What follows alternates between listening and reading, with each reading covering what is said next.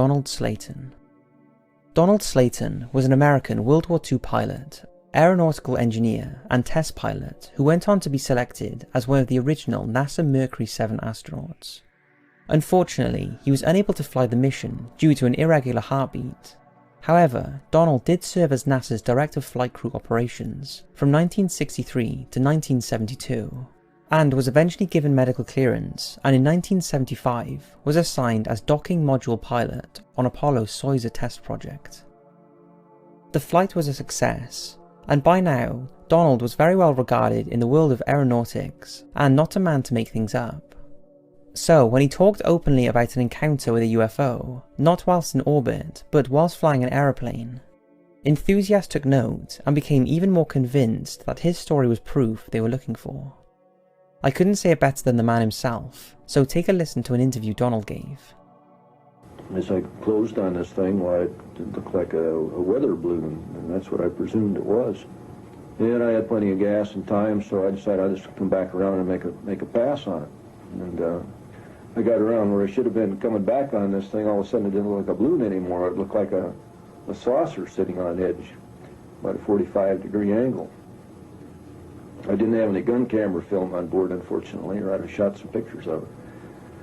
And about that time, I guess whatever it was, for whatever reason, just took off climbing at about a 45-degree angle and just accelerated and disappeared. And I obviously couldn't follow it with an old piston engine fighter.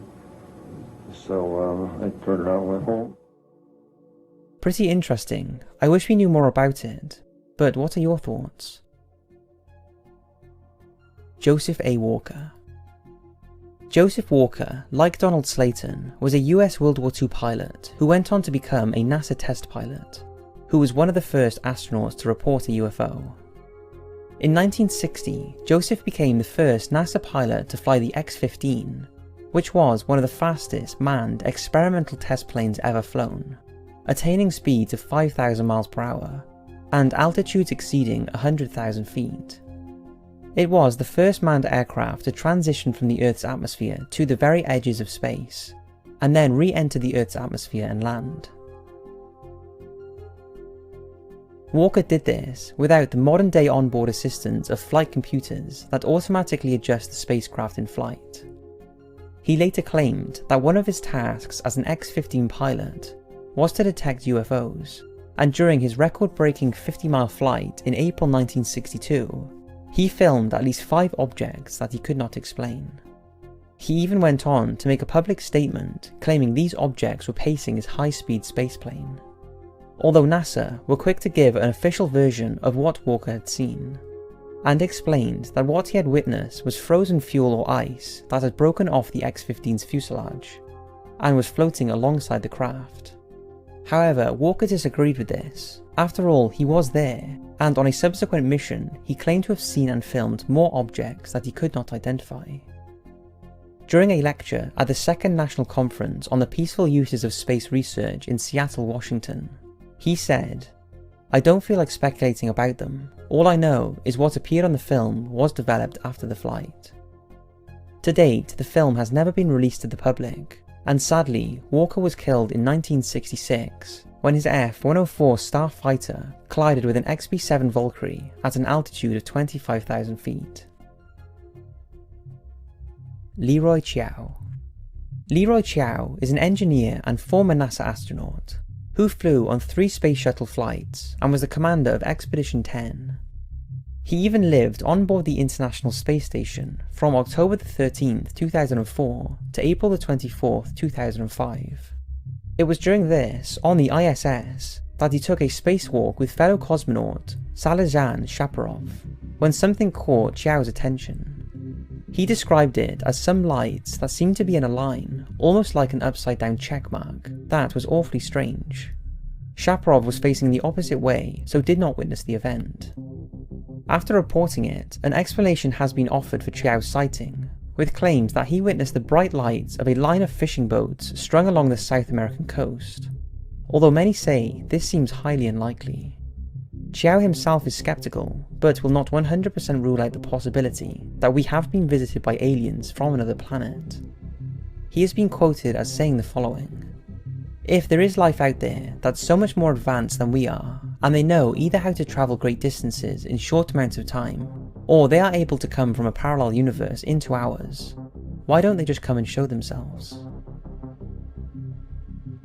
Clark McClelland.